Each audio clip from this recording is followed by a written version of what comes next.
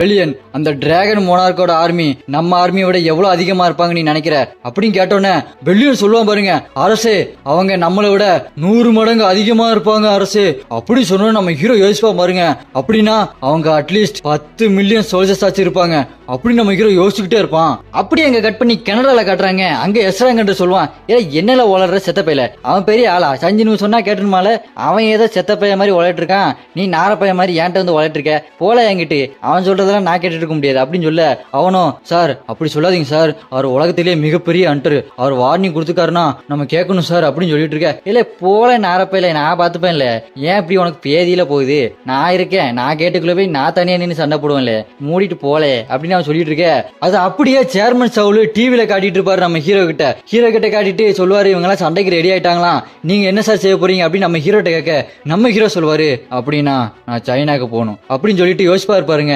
என்னதான் இருந்தாலும் என்னால ஒரே நேரத்துல அந்த 8 ஆர்மியை சமாளிக்கிறது ரொம்ப கஷ்டம். இப்ப இருக்கிற மிகப்பெரிய ஆபத்தே நம்ம நாட்டு பக்கத்தில் இருக்க சைனால கேட் ஓபன் ஆனதுதான். அதை நான் முதல்ல கவனிச்சாதான் இங்க என்னோட ஃபேமிலி ரொம்ப சேஃபா இருப்பாங்க அப்படி நம்ம ஹீரோ யோசிச்சுக்கிட்டு சைனா ஏர்போர்ட்ல நம்ம ஹீரோ போய் இறங்கின உடனே 7 ஸ்டார் நேஷனல் ஹண்டர் லீ வந்து வெல்கம் பண்ணுவான். நம்ம ஹீரோ வெல்கம் பண்ணிட்டு வெளியே கூட்டு போயிட்டு பேசிட்டே போவான், இங்க எல்லாமே எங்களுக்கு சாதகமா தான் இருக்கு, எங்க கிட்ட டாப் ரேங்க் ஹண்டர்ஸ் எல்லாம் ஆயிரக்கணக்கான பேர் இருக்காங்க அப்படின்னு சொல்லிட்டு காட்டுவான் பாருங்க. அங்க வரிசையா 1000க்கு மேல நின்றுப்பானுங்க. இவன் ஓவரா சீனை போட்டிருப்பான், பாத்தீங்களா எங்க ஹண்டர்ஸ் எல்லாத்தையும் அப்படின்னு காட்டிட்டு இருக்க. நம்ம ஹீரோவோ ஓ சரி இவங்களா அப்படின்னு சொல்லிட்டு அப்படி சொல்லுவான் பாருங்க. சேட ஆர்மி அப்படி வரும், இங்க லீக்கோ அள்ளி விட்டுரும். என்னடா அது இவ்வளவு பேரா அப்படின்னு பார்க்க அப்படி காட்டுவாங்க பாருங்க. டைட்டன்ஸ் இக்ரிஸ் அயன் எல்லாம் கெத்தா நின்றுப்பானுங்க. இவனும் மிரண்டுருவான், இவரு வேற லெவல் போலயே, இவரு நான் நினைச்ச மாதிரி இல்லையே, வேற லெவல் பவர் இருக்கு இவருக்கு அப்படின்னு ஆன்னு பாத்துட்டு இருப்பானா. வெறும் வருவான் பாருங்க, செம காமெடியா இருக்கும். வெறும் வந்துட்டு யாரா அவன், என் வாத்தியாருக்கு லெப்ட்ல நான் தான் நிப்பேன்னு வாத்தியார் சொல்லியிருக்காரு, நீ யாரா நிக்கிறது அப்படின்னு இவனை லீ அடிக்க போவானா. நம்ம ஹீரோ டேய் விட்டுறா அவன் நம்ம ஆளுதான்டா அப்படி சொல்லிட்டு சமாதானப்படுத்திட்டு இருப்பான். பெருக்கும் லீக்கும் சண்டை வந்தா யார் ஜெயிப்பான்னு நினைக்கிறீங்க? பெரு ஜெயப்பான் நினைச்சா பிளாக் கார்ட்டை கமெண்ட் பண்ணுங்க, லீ ஜெயப்பான் நினைச்சா ரெட் கார்ட்டை கமெண்ட் பண்ணுங்க.